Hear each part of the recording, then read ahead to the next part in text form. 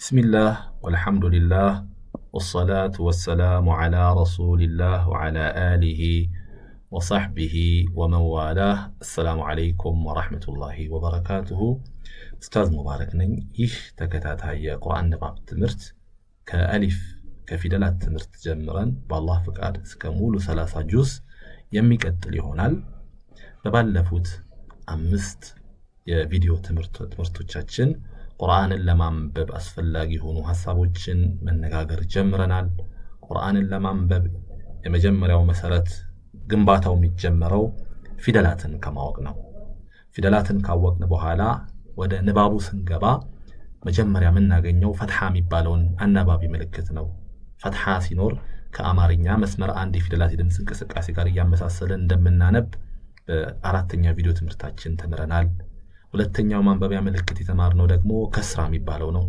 ከፊደላት በታች ሰረዝ ሲኖር ከአማርኛ መስመር 3 የፊደላት የድምጽ እንቅስቃሴ ጋር እያመሳሰልን ማንበብን ደግሞ በአምስተኛው የቪዲዮ ትምህርታችን አይተናል። በመጀመሪያዎቹ 3 የቪዲዮ ትምህርቶቻችን ደግሞ ሙሉ ለሙሉ የአረብኛ ፊደላት ትምህርትን አይተናል። በዚህ በስድስተኛው ትምህርታችን ደግሞ ከቃዒደቱ ነቅራ የነቅራ መጽሐፍ ነው።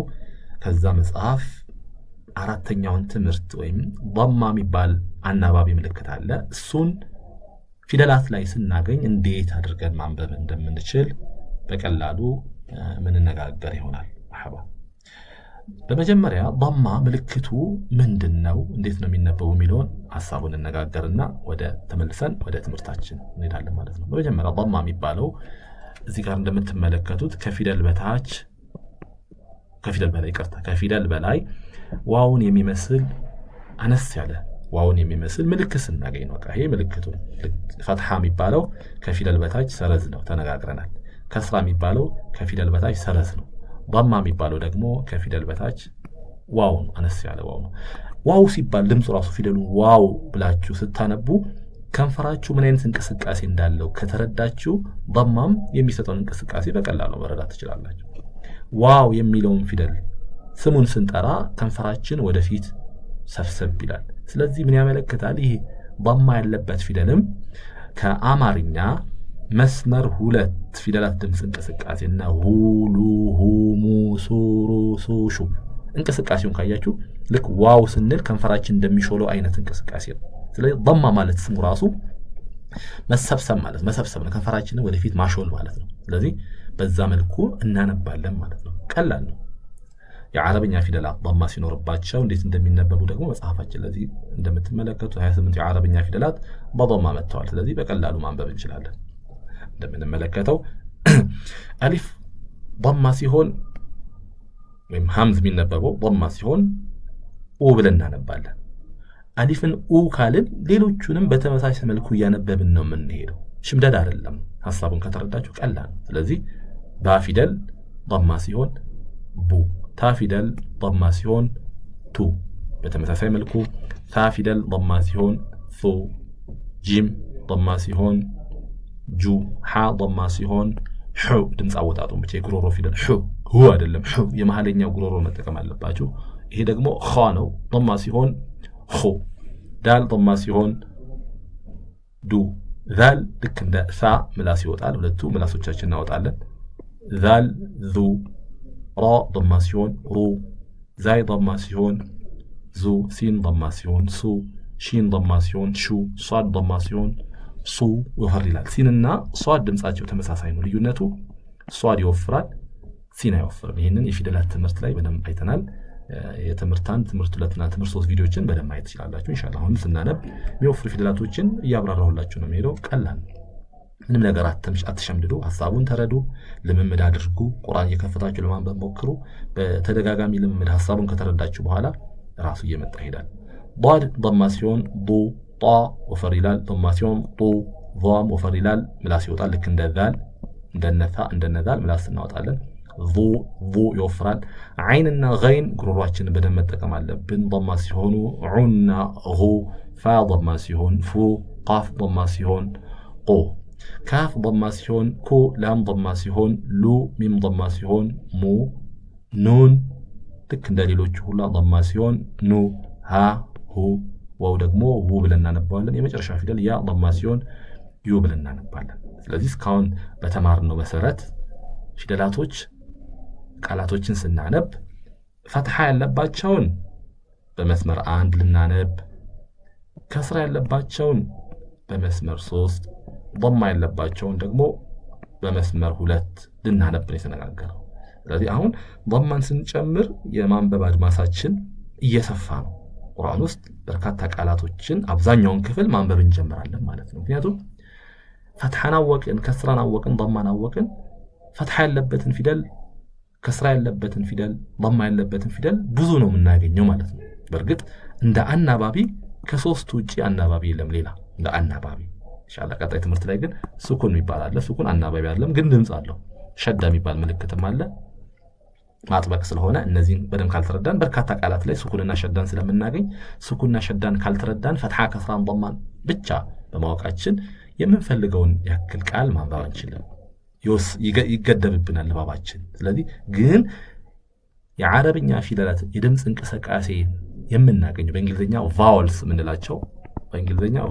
ምንላቸው ሶስቱ ናቸው። ፈትሐ ከስራና ضማ ናቸው። ፈትሐ ከስራ ሌላ ቫውል የለም የዓረብኛ ላይ። ምናልባት ሎንግ ቫውልስ የሚባሉ አሉ ወይም ደግሞ በረጅሙ ለመሳብ እነሱም ፈትሐን ከሌለ ሎንግ ቫውል አይሆንም። ከስራ ኖሮ ከፈትሐ በኋላ አሊፍ መሳቢያዎች ናቸው። እነሱንም ለብቻቸው የምንማር ይሆናል ማለት ነው።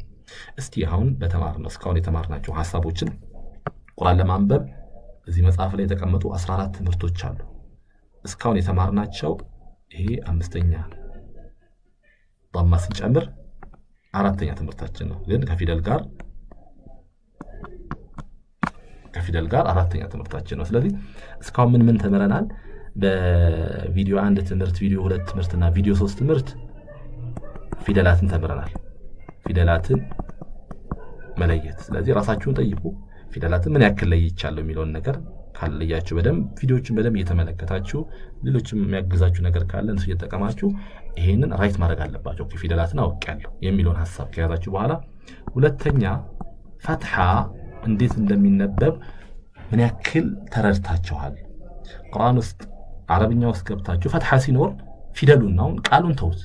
ፈትሐ የያዘ ፊደል ከቃሉ መርጣችሁ ፈትሐን የያዘ ፊደል በትክክል ማንበብ ችያለሁ ብላችሁ ካሰባችሁ ራይት አድርጉ። ሶስተኛ ደግሞ የተማርነው 5ኛ ቪዲዮ ትምህርታችን ከስራ የሚባለውን አናባቢ ምልክት ነው። ከፊደል በታች ሰረዝ ነው። ስለዚህ ቃላቶች ማንበብ ገና ነን፣ ግን ቃላቶች ላይ ከስራን የያዘ ፊደል በአማርኛ መስመር 3 ጠብቄ ማንበብ በደንብ ተረድቻለሁ። ቃሉን ሙሉ ለሙሉ እንኳን ባላነብ ከስራ እየመረጥኩኝ ማንበብ ችያለሁ ብላችሁ ራሳችሁ ጠይቃችሁ አዎ ካላችሁ ራይት አድርጉ። አሁን ደግሞ በተነጋገርነው መሰረት ደግሞ 4ኛ ضማ ሸዳ ስለሆነ ضማ የሚለውን ደግሞ ከፊደል በላይ ትንሽ ዋው ሲኖር ደግሞ የትኛውም ቃል ውስጥ ضማን የያዘ ፊደል በትክክል ማንበብ ችያለሁ የሚል ውስጣችሁ ከነገራችሁ ራይት አድርጉ። ስለዚህ እነዚህን 4ቱን ትምህርቶች እስካሁን ያየነው 4ቱን ትምህርት ነው። ገና 10 ትምህርት ይቀሩና ግን መሰረቱ እነዚህ ናቸው። እነዚህ በደንብ ከተረዳችሁ ከዚህ በኋላ ያሉት የነዚህ የሆነ ሲሳብ ሲጎተት ድርብ ሲሆኑ ምናምን እያለን እንጨምራለን እንጂ ዋናው መሰረቱ እነዚህ ናቸው። እስኪ እነዚህን ይዘን ወደ መጽሐፍ ላይ የቃላት ልምዶች አሉ። ወደ ቃላት ልምዳችን ከመሄዳችን በፊት ግን እዚህ ጋር መጽሐፉ ምን ለማመዳቸው የቃላት ልምዶች አሉ። እነዚህ ጋር ከመግባታችን በፊት ቁርአን ውስጥ እንግባና ضማን ፈትሐን ከስራን እየፈለግን ለማንበብ ሞከር። ፊደላቶችን ቃላቶችን አይደለም። እሺ አሁን ወደ መሐል ግባ እስቲ ገጽ 271 ቁርአን ውስጥ ገብቼ 271ን ከፈትኩኝ። እሺ ዙም ላድርገው።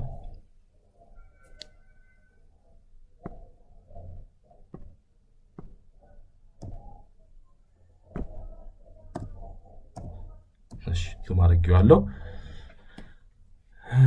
አናባቢዎችን እየፈለግኩኝ ለማንበብ ሞክር። ከመጀመሪያው ቃል ልጀምር። አሁን ቃል በቃል ፊደል በፊደል ነው የምታነቡልኝ፣ ቃል በቃል አይደለም። ወደ ቃል ብትቸኩሉ ከሆነ ዋናው የንባብ ሐሳቦቹ ውስጣችሁ በደንብ እየተገነባ አይሄድም። ስለዚህ በፊደል ከመጀመሪያው ልጀምር። ይሁት ፊደሉን ማን ነው? ዋው። አናባቢ ምንድን ነው? ፈትሐ። ስለዚህ ፈትሐን ተምረናል። እንዴት ነው የምናነበው? በአማርኛ መስመር 1 ወ። ሁለተኛው ፊደል ማን ነው? ቃፍ ነው። አናባቢ ምልክቱ ምንድን ነው? ፈትሐ። ግን እንማራለን አሊፍ ተጨምሮበታል እዚህ ጋር ይሁት።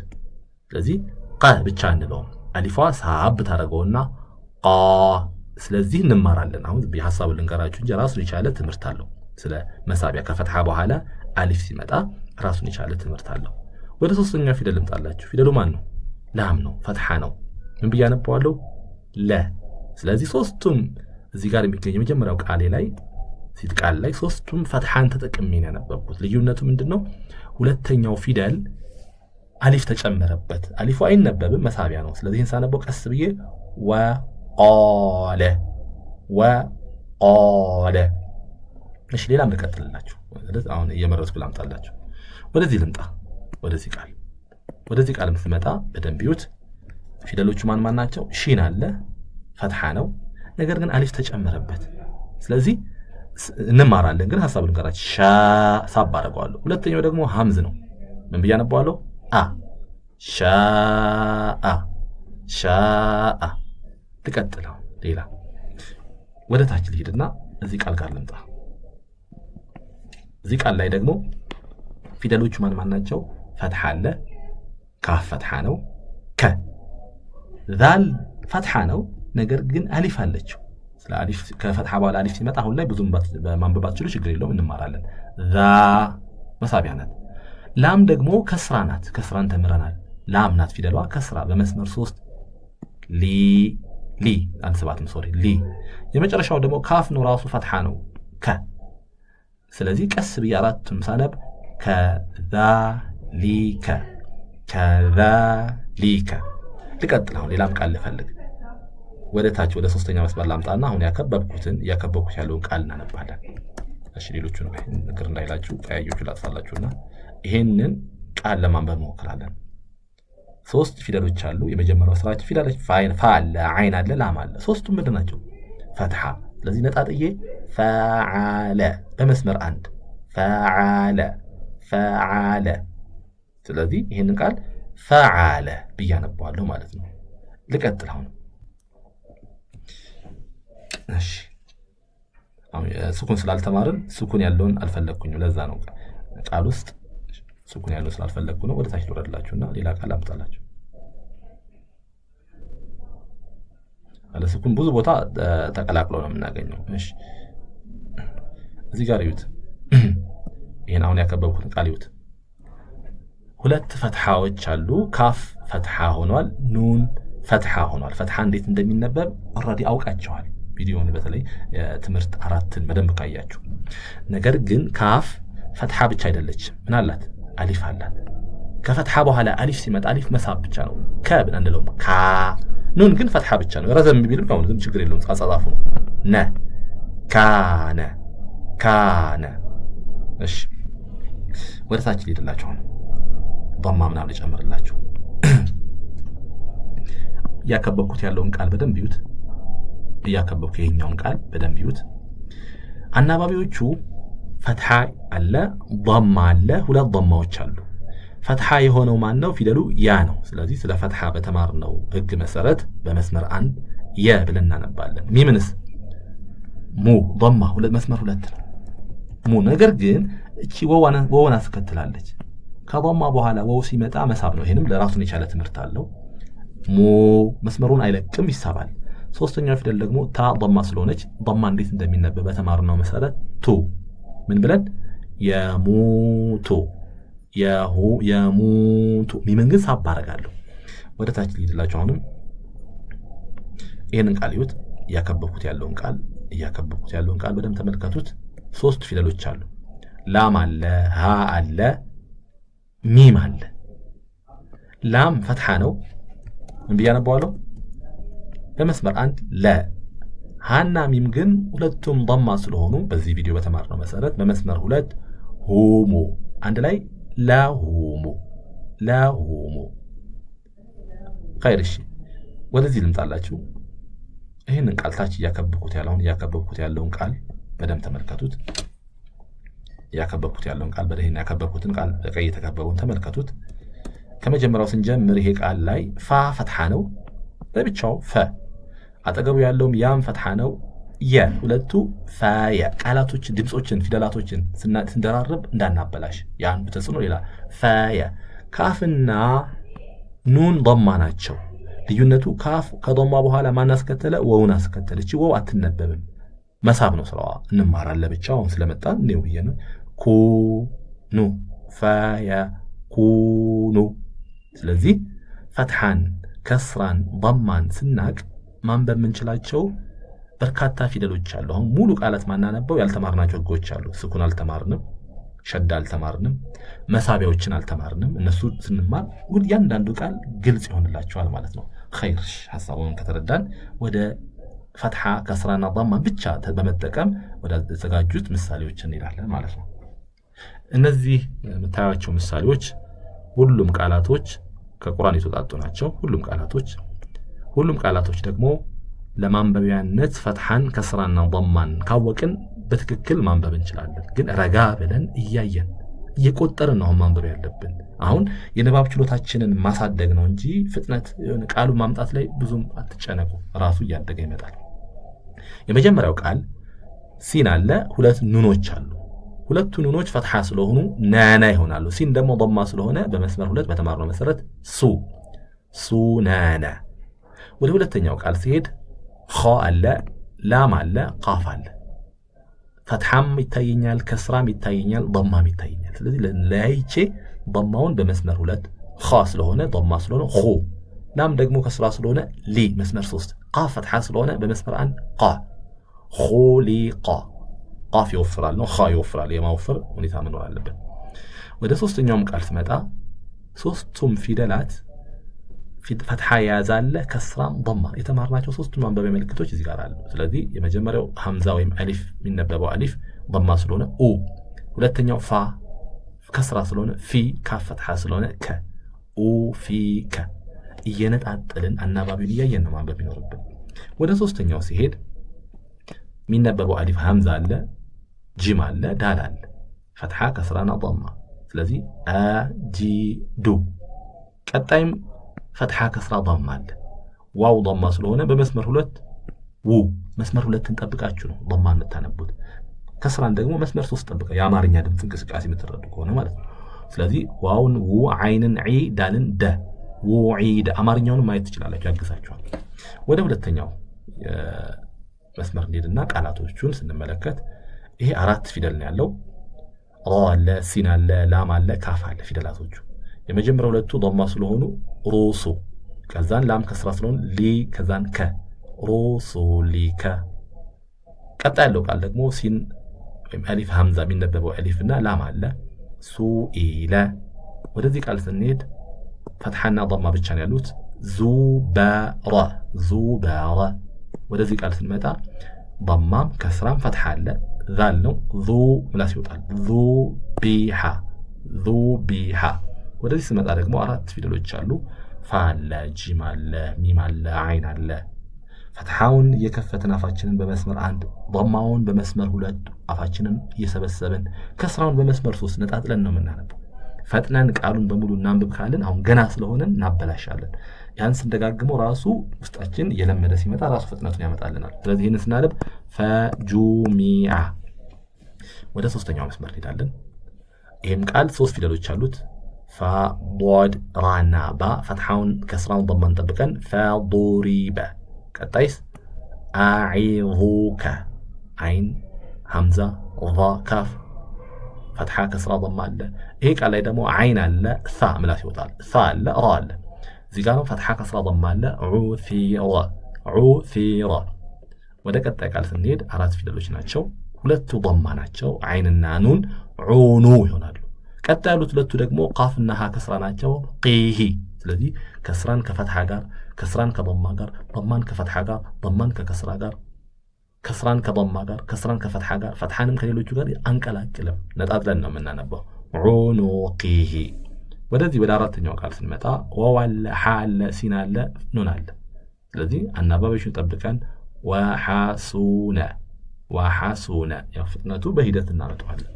ቀጣይስ ሊበቲ፣ ገይን አለ፣ ላም አለ፣ ባ አለ፣ ታ አለ። አናባቢውን የጠበቅን ነው። ሊበቲ። ወደዚህ ስንመጣ ውጂደ። ይሄኛውም ደግሞ ቃፍ ዳልና ራ ነው። ቁዲራ። ይሄ ደግሞ አራት ፊደሎች አሉ። ቃፍ አለ፣ ዷድ አለ፣ ያ አለ፣ ታ አለ። ቁዲያቲ ቃፍና ዷድ ይወፍራሉ። ቁ አይደለም ቁ። ዷድ ደግሞ ዲ አይደለም ዲ ይወፍራል። ቁዲያቲ።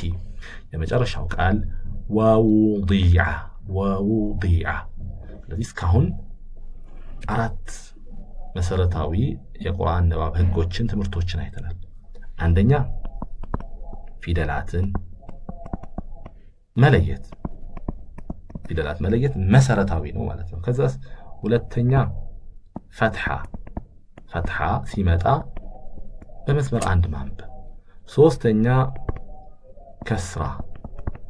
ከስራ ሲመጣ በመስመር 3 ማንበብ። አራተኛ አሁን ያየን እዚህ ቪዲዮ ላይ ያየነው ደግሞ ضማ ሲመጣ በመስመር 2 ማንበብ ማለት ነው።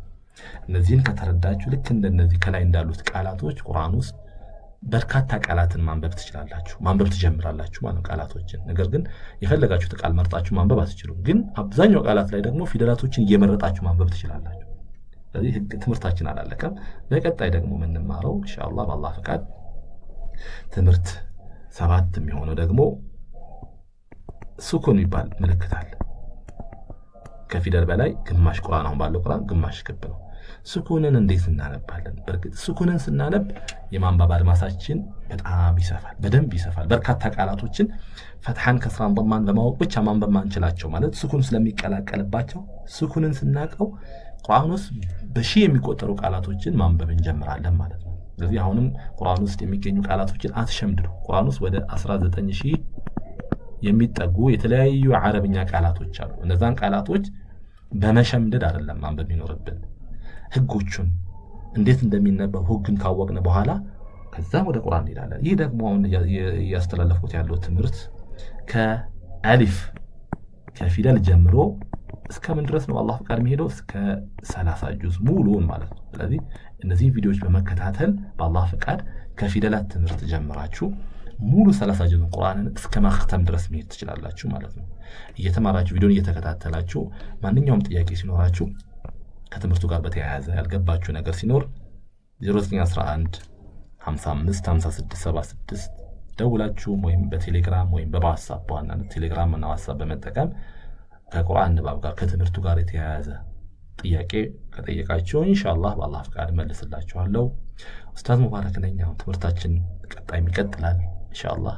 ለሌሎችም እነዚህ ቪዲዮዎችን ሼር አድርሷቸው ሌሎችም፣ ምክንያቱም እናንተም ባደረሳችሁት ቁጥር የአጅሩ ተካፋይ ነው የምትሆኑት። እኔም ለብሶ በደረሰ ቁጥር አጅሬ እየበዛ ነው የሚሄደው ኢንሻአላህ። አላህ ኸይር ሰዓችን ሁላችንም ይቀበልና። ስለዚህ ትምህርቱ ቀላል ነው።